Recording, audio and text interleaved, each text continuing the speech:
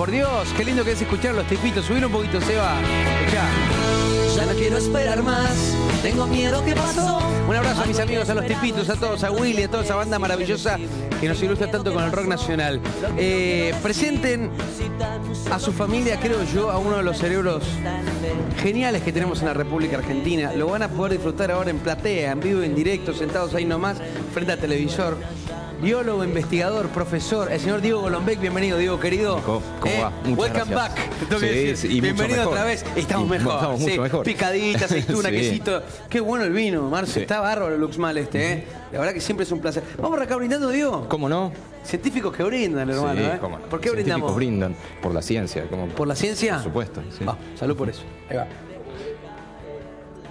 Bueno, bienvenido otra vez. Un placer que hayas vuelto. Siempre digo que Muchas gracias. los invitados cuando se van, siempre tengo el deseo de que vuelvan. Digo, porque me da la impresión que la pasaron bien y eso está Claro que buenísimo. sí, claro bueno, que la verdad que tengo muchos temas para hablar con vos. Es algo Dale. que me apasiona, el tema de la biología. Bueno, está tan de moda el tema de la neurociencia también. Ha avanzado mucho esto de las ciencias duras divulgadas de una manera sencilla para todos. En la literatura, en la televisión, en las universidades. Hay un gran esfuerzo de ustedes como comunicadores de hacernos entender cuestiones que quizá antes eran demasiado complejas y que hoy nos las explican con ejemplos tan concretos que son mucho más deglutibles, por así decirlo, o de alguna forma más masticables o más amenos. Yo le contaba recién a Alberto Fernández que en punto quería saber un poco parte de lo que has escrito y lo que permanentemente hacen charlas sobre los cerebros que creen y los cerebros que no creen, sobre la gente que está del otro lado y tiene alguna creencia religiosa o no, si el cerebro funciona distinto o no funciona distinto en algún aspecto. Mira, algo le pasa al cerebro que cree claramente que es diferente al que no cree y lo puedes estudiar. Ahora tenemos técnicas para poder ver el cerebro desde afuera. Antes, para entender una función del cerebro, tenías que abrir el cráneo, sacar un cacho de cerebro y ver si se perdía la función. Y no, se te perdía el paciente o la rata o lo que tenías ahí. Ahora lo podés ver desde afuera. Sí. Por ejemplo, un cerebro que esté rezando, un cerebro que tenga visiones místicas o que tenga una sensación, llamémosla espiritual o sobrenatural. Sí. Y hay áreas muy específicas del cerebro que se activan cuando pasan esas cosas. Entonces viene el otro experimento, para un cachito. Si hay áreas que se activan en el cerebro, en alguien que no cree o que en ese momento no está con una sensación, si le estimulás ese cachito de cerebro, ¿qué pasa? Tenemos nuestros métodos. Y sí, efectivamente sienten algo.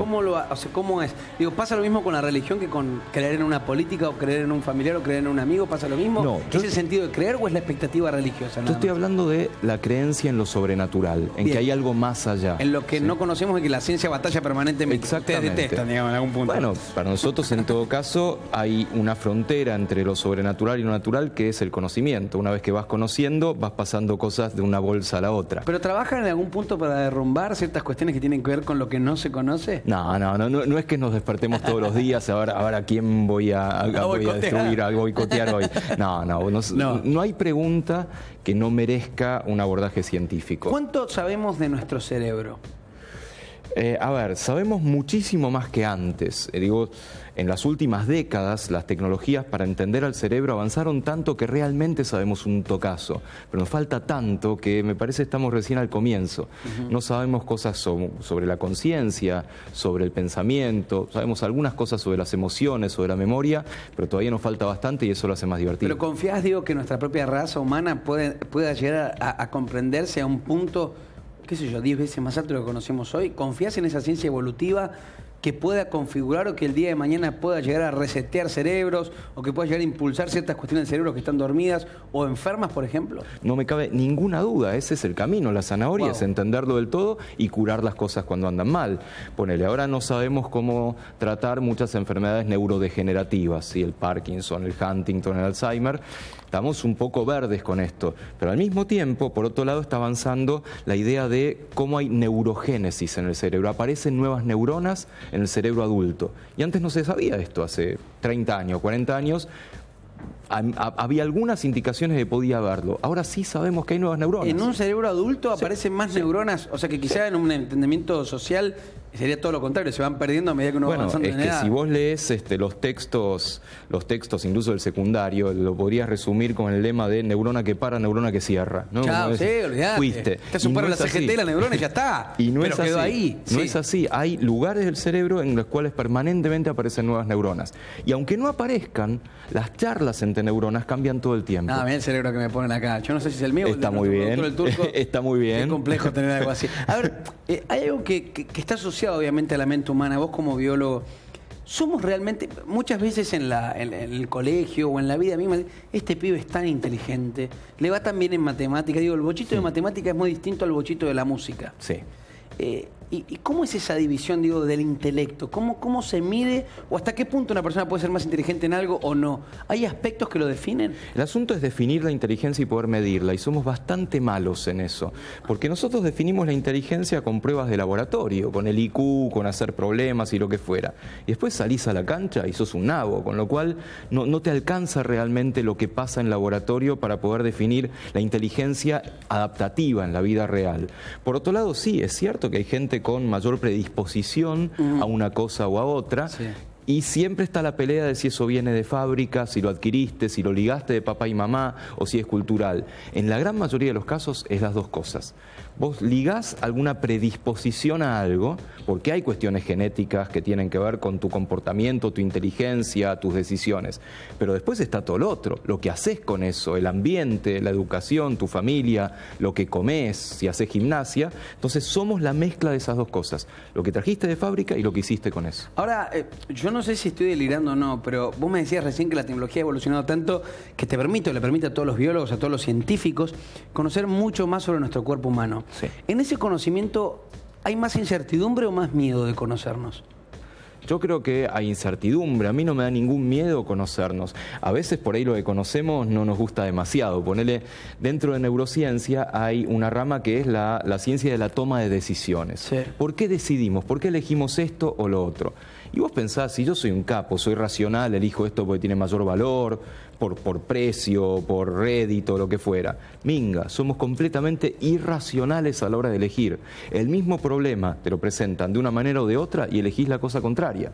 Quiere decir que somos irracionales, pero conocer eso nos va a ayudar no solo a conocernos mejor, sino a obrar mejor. Y además a ser menos prejuiciosos, a ser mejores personas finalmente. Uno piensa, Diego, que quizás es un delirio lo que te voy a decir, pero está bueno que lo bajes a tierra. ¿Viste cómo los celulares se arman por parte, que vos le agregás más memoria, Sí. le agregás ciertas, Sí. una batería mejor, lo cargas?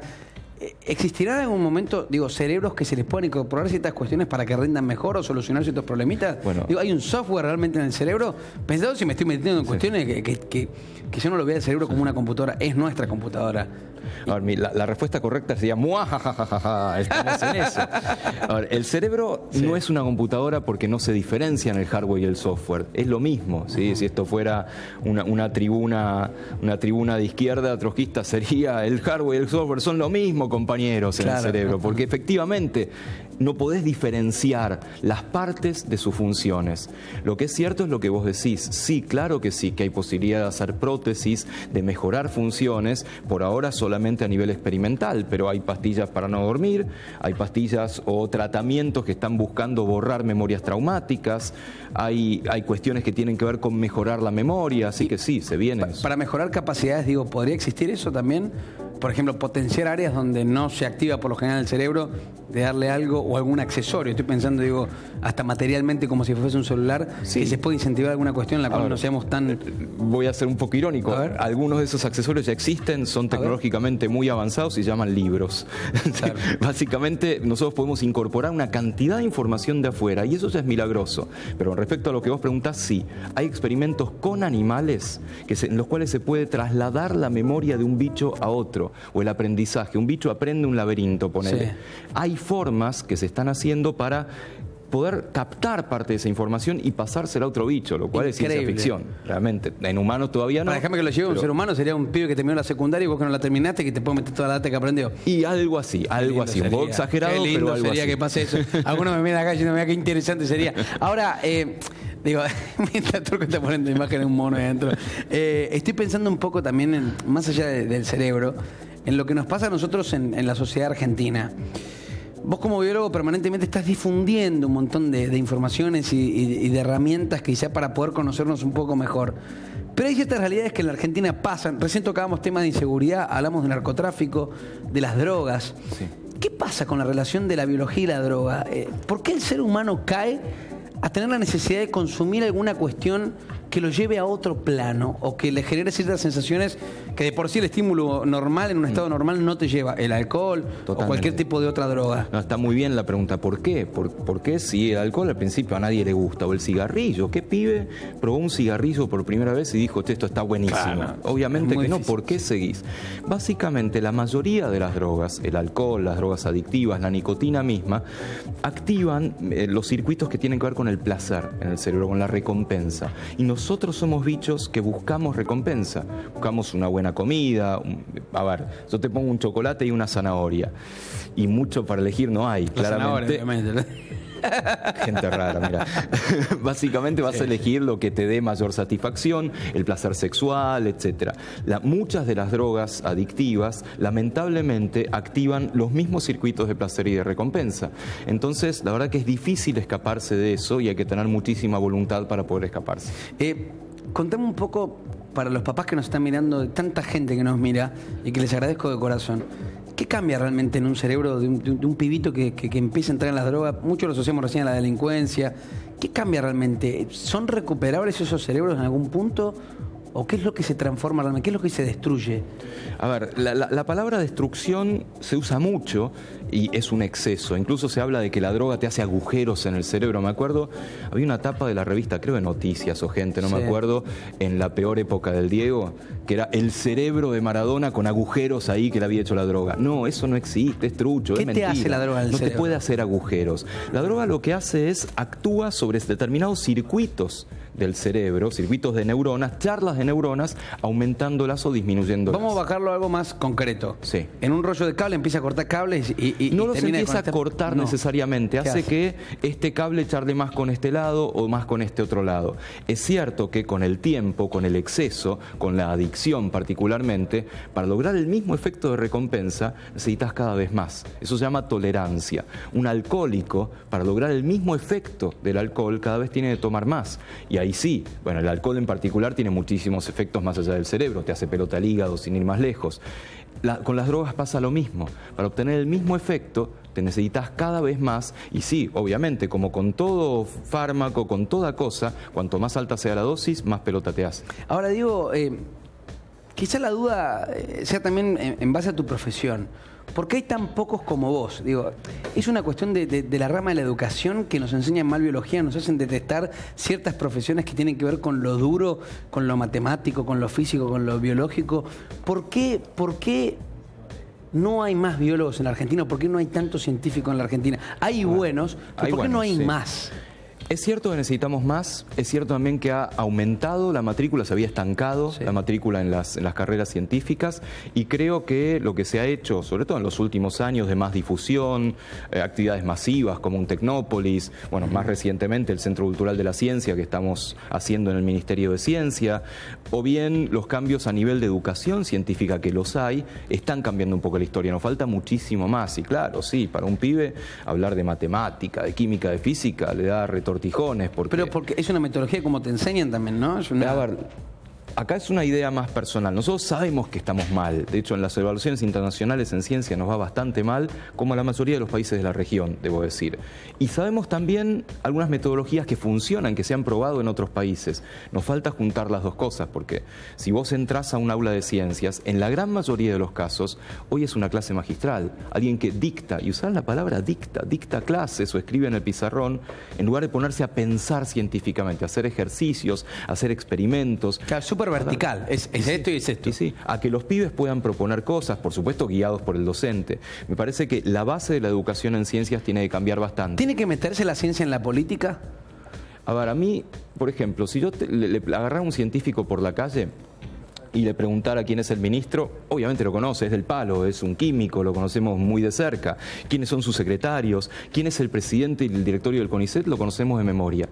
Preguntar a un científico quiénes son los miembros de las comisiones de ciencia y tecnología de diputados y senadores. Claro. Tecleamos. Hay un divorcio entre ciencia y política enorme. Los científicos no se meten en política tradicional. Es pésimo que haya un divorcio, es pésimo realmente, porque ¿cuál es el discurso normal de la política en Argentina y casi en cualquier otro lado. ¿Necesitamos más científicos? No, antes de eso, tenemos muchos quilombos. Tenemos pobreza, desocupación, problemas con la educación, hambre, lo que fuera. Primero resolvemos eso, que es lo urgente. Después veamos qué pasa con la ciencia. Y es al revés.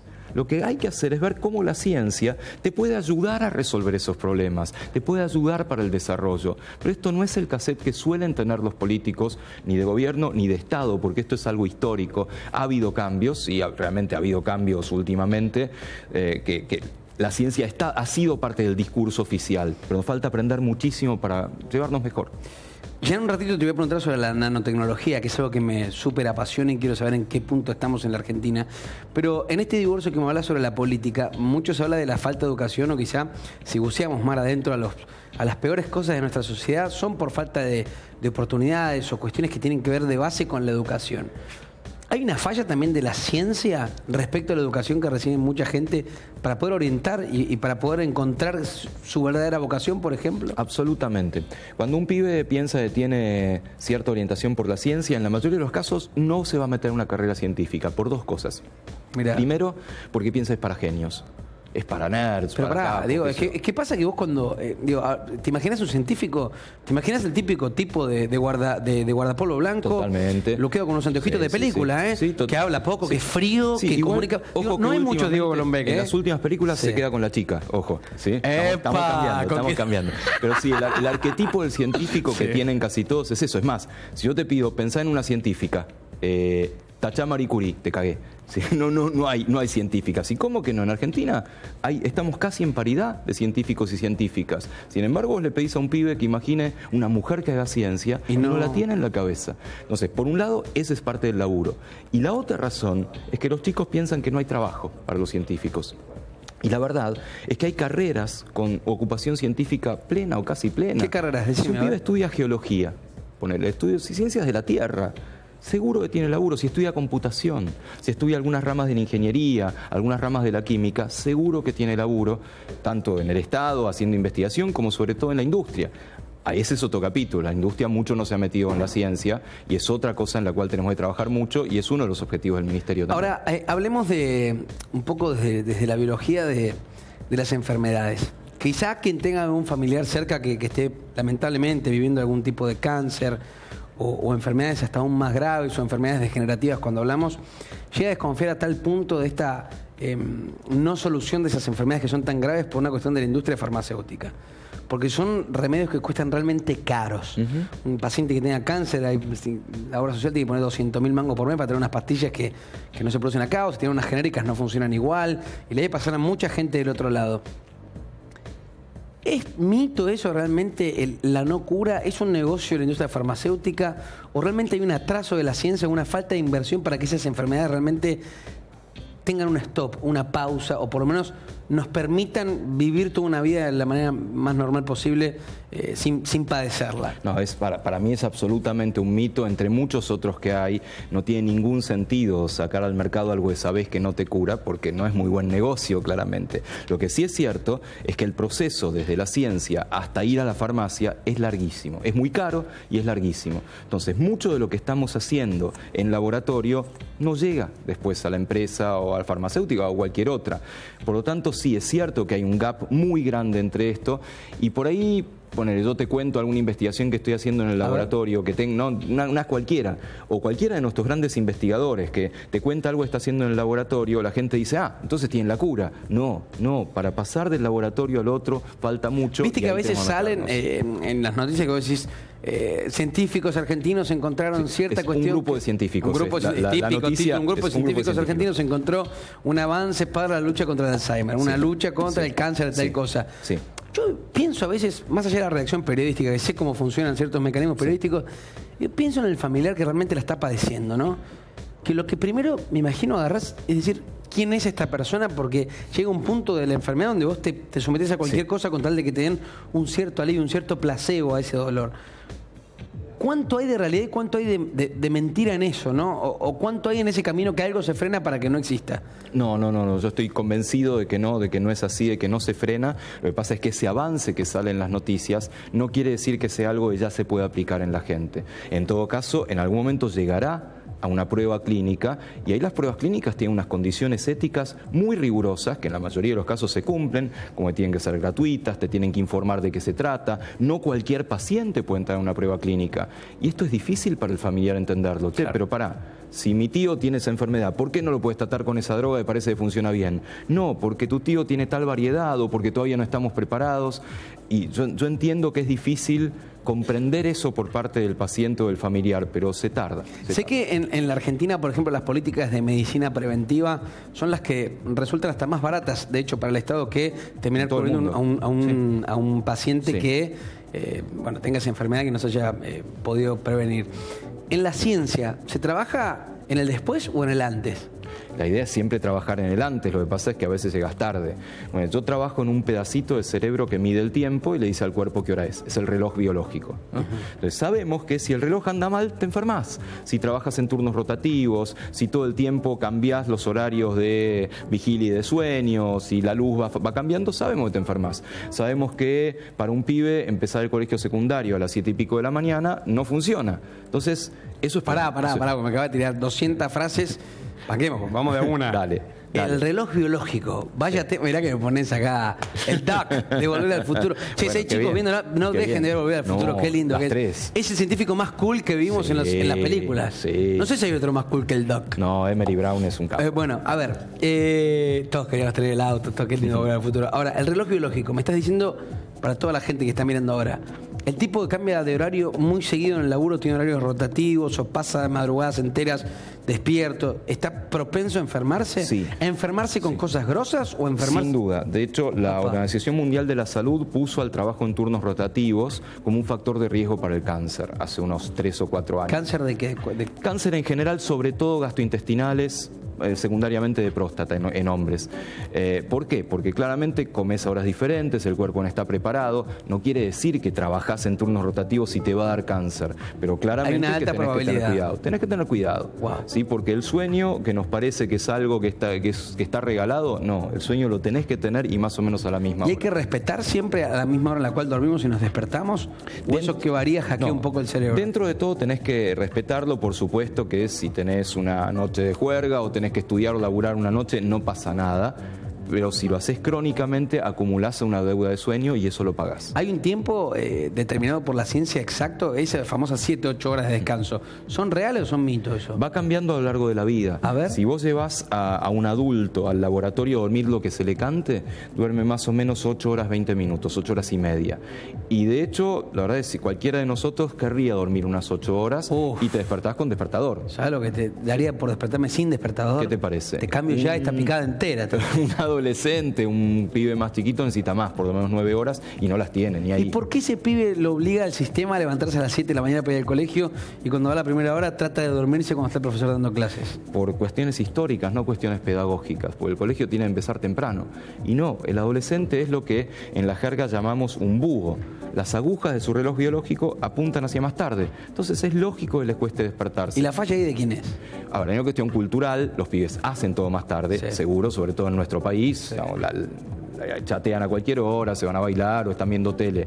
¿Pero por qué? Porque el reloj les dice eso está bien. Sin embargo, el sistema educativo empieza muy temprano, con lo cual hay una deuda de sueño. Y eso se soluciona muy fácil, retrasando media hora el horario de inicio de clases. Cosa que se ha hecho en varios países, en algunos lugares, y anda bárbaro. Y cambian los niveles de atención, de aprendizaje, Se cambia enferman todo. menos, el nivel académico mejora, el estrés mejora también, faltan menos. Pero no es tan complejo eso, digo. La verdad que no. Y están fallando ustedes entonces para impulsarlo. Tenés toda la razón, tenemos que comunicarlo muchísimo más y ponernos de acuerdo en las autoridades educativas. Digo, hay más de un pibe que ahora me está diciendo, ojalá, Vamos. ojalá Diego sea el próximo ministro de Educación, ¿sabes qué lindo, no? Qué lindo empezar un poquito más tarde. Ahora, no me quiero alejar un poquito de este reloj biológico de los argentinos, de hecho, por las cuestiones del laburo que se puede agarrar o que se puede tener, o el laburante se tiene que adaptar a muchas condiciones. No todo el mundo es jefe, ¿no? Que puede tener su propio horario, no todo el mundo es dueño. Sí. Y laburar en horarios, digo, de escalas determinadas, ¿viste? El típico horario bancario, Sí. u horarios de oficina que vas de 8 a X horas, no sé, 4, 5, 6 de la tarde. Sí. ¿Hace bien estructurar el cerebro en ese punto o realmente hay un deseo reprimido de que las horas no sean estructuradas? Porque las empresas de esta nueva generación tecnológica, estoy pensando en Sí. Google, Facebook, Sí, sí, sí, Twitter, te permiten todo lo contrario, se labura por objetivos, no por horas. A ver, nosotros somos bichos diurnos, evolucionamos como bichos diurnos y de noche nos mandamos a la cueva a dormir. Y tantos miles de años de evolución no pasan en vano. Y si vas modificando mucho eso, el cuerpo se resiente. Y la verdad que sí, las pruebas son que mantener un horario más o menos estable, no es que tenés que ser un militar prusiano, ¿sí? Pero más o menos estable ayuda a que tu cuerpo funcione mejor, la economía de tu cuerpo funcione mejor y vos te sientas mejor. Esto de en la semana no dormí nada y recupero en el fin de semana, ¿existe o es mito? Más o menos, sí, en parte recuperás, es cierto. Recuperás batería. Pero si esto es crónico, vas a acumular una duda de sueño. Y dormir en cuotas, el que duerme, por ejemplo, medianoche, se levanta a 4 de la mañana. Te pongo el ejemplo, ¿no? Sí. Yo me levanto muy temprano para ir a la radio. Sí. Y después, de repente, llego y necesito una horita de siesta. A veces no duermo, claro. pero necesito una horita, 2 horitas, sí o sí. ¿Dormir en cuota, lo mismo que dormir seguido 8 horas? Hay algunos tipos que trabajan en sociedades, llamémoslas primitivas y alejadas de lo urbano, en la selva, etcétera, que dicen que hay 2 grandes periodos de sueño, como que la gente se va a dormir, se despierta, está como activa, incluso se van a hacer un fogón o charlar, lo que fuera, y después se duerme de nuevo, y dicen que así era el sueño humano. Hay evidencias que dicen lo contrario, que el sueño humano desde un comienzo fue una etapa de 8 horas, 9 horas consolidada. Entonces no está del todo claro a qué se debe esto de poder repartir el sueño. Lo otro que pasa es la necesidad de descanso a eso de las 2:30 de la tarde, el sueño postpandrial. Y vos pensás que te clavas el sanguchito de milanesa. Bueno, eso, vos pensás que es el sanguchito de milanesa o las 2 cajas de que el ravioles. verso es la digestión, ¿no? No, aunque mirá. no comas te da sueño, porque es parte de tu ciclo de alerta que ahí te caiga la alerta y estés un poco somnoliento. ¿Y se puede cambiar ese hábito o no? No, funciona bárbaro en una siestecita de 20 minutos. Hay que dormir, hay que hacer el caso al Funciona santiagueño, bárbaro. es una siesta de... Bueno, el santiagueño exagera un poco. Yo sé que hay ciclos de sueño. Sí. ¿Cada cuánto se completa un ciclo de sueño? A ver, ¿Hay nosotros, tiempo o...? A la noche, ponele que dormís unas 8 horas, Sí. pero lo que va pasando a la noche va cambiando unas 5 veces por noche. Hay A como ver. 4 o 5 ciclos por noche. En cada uno de esos ciclos soñás. por ¿Tiene un ejemplo. tiempo el ciclo? Más o menos 45 minutos. En 45 minutos yo completo un ciclo de sueño, ¿vendría a Sí, ser? ¿Puede ser? sí, de esa algo forma. así. 45 minutos, o sea, una cita de 45 minutos, un ciclo completo es ideal. No, O porque menos. esto de los A ciclos ver. está muy bien detallado para el sueño nocturno, para cuando te vas a polillar a la Sí. noche.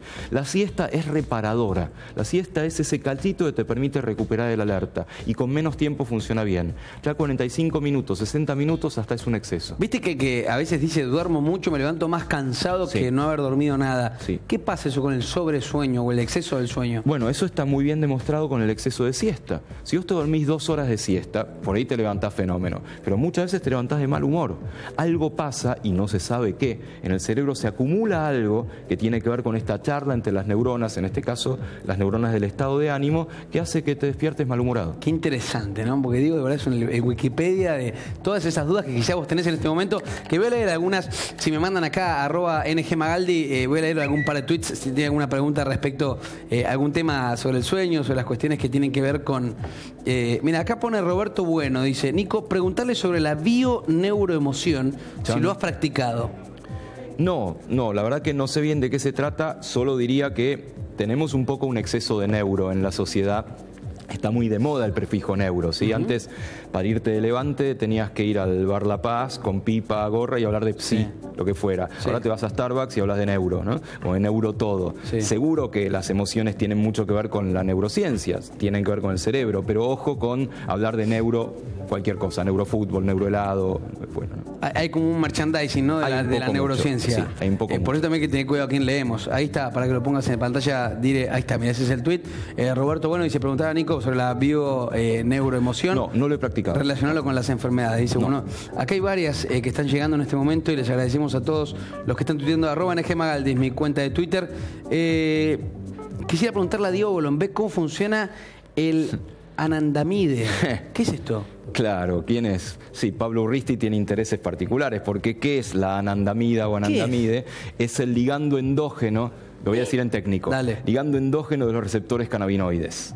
O sea, es lo que el cuerpo fabrica parecido a la marihuana, ¿sí? Porque pensá, esto es maravilloso. Vos tenés cualquier cosa que hace algo sobre el cerebro, una pastilla, una planta o lo que fuera. ¿Por qué? Porque algo en el cerebro la reconoce.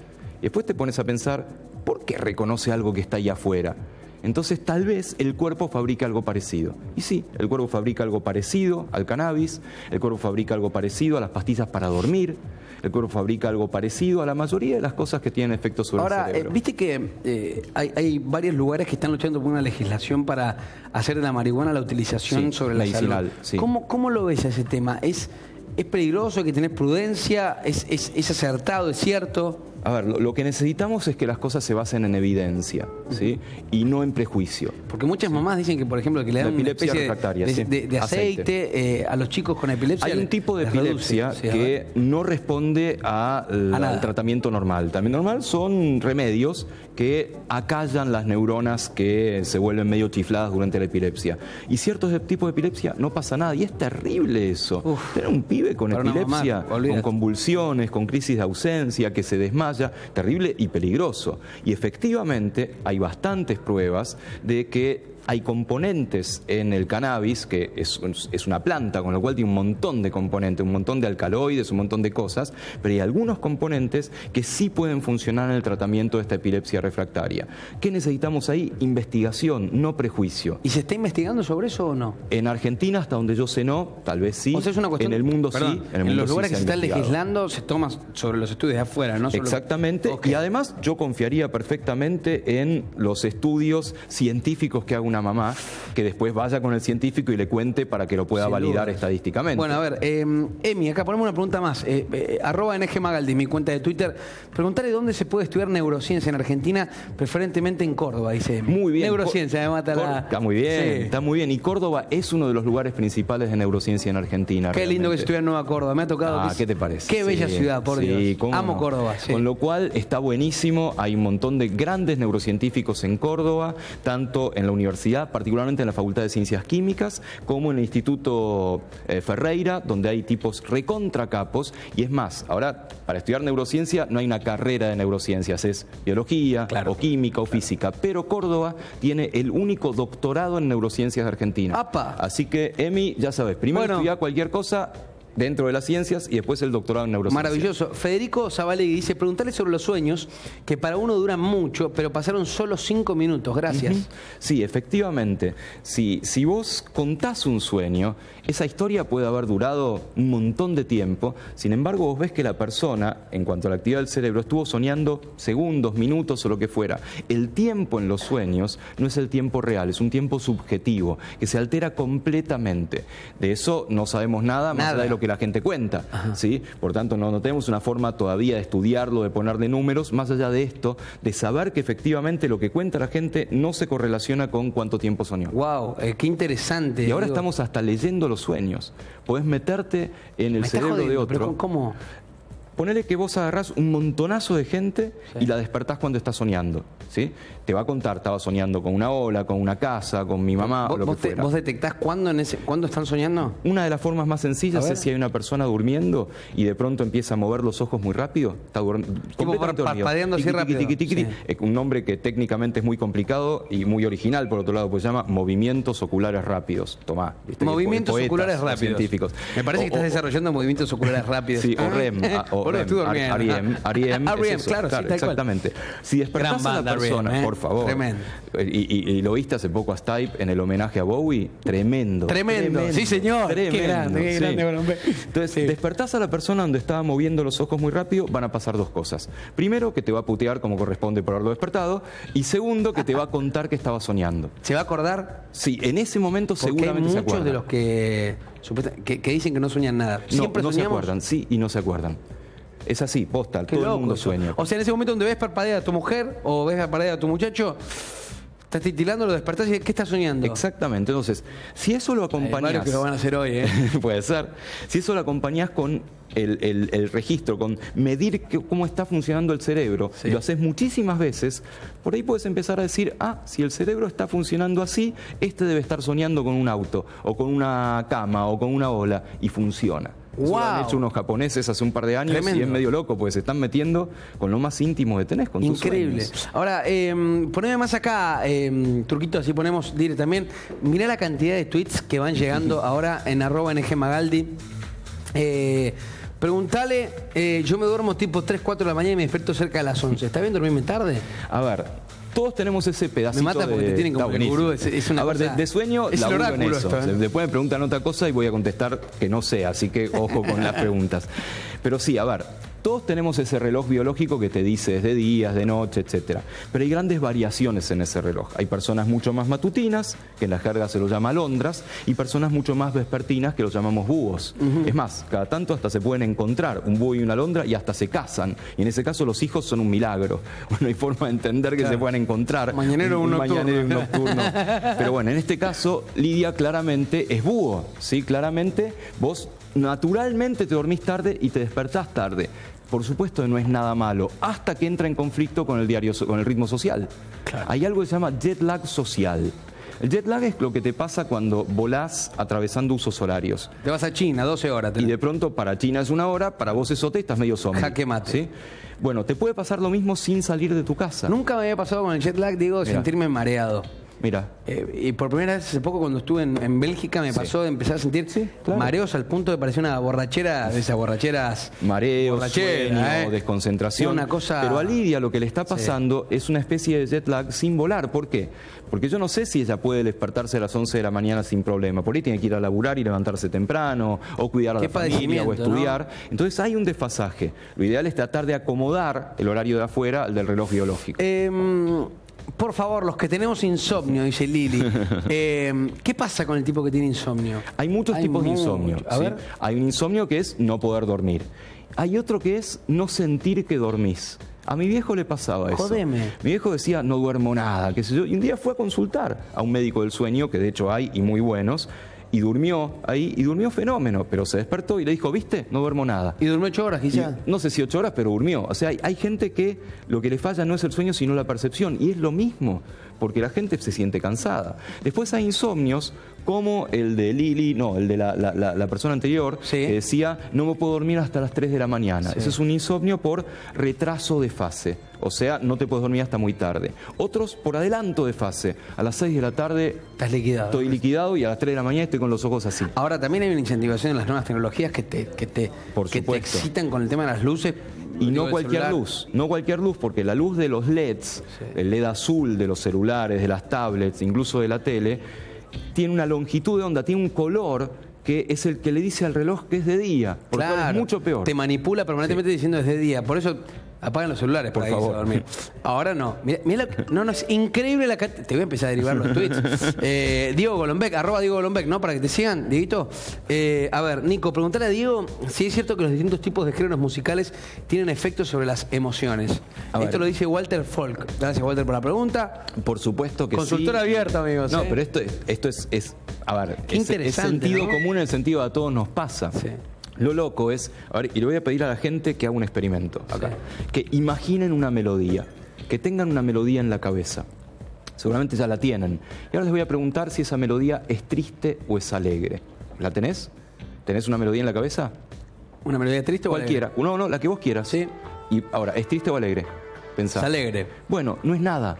Esa melodía es una serie de notas y de silencios. Hay acordes el para que mí. Dice, claro, el que dice que es alegre o triste es el cerebro. Claro, hay acordes mayores o menores. Tal cual, en la música. Y hay mucha gente que interpreta que el menor es más melancólico, más triste, claro. Pero hay otros que lo hacen más alegre al acorde menor. ¿Sabes qué? Yo no puedo. En determinadas culturas, los acordes menores son alegres. Por ejemplo, la música judía de casamientos son todos acordes con tonos menores. Sí, y sin embargo es alegre. Para mí es una capacidad increíble hacer algo alegre en un tono menor. Sí.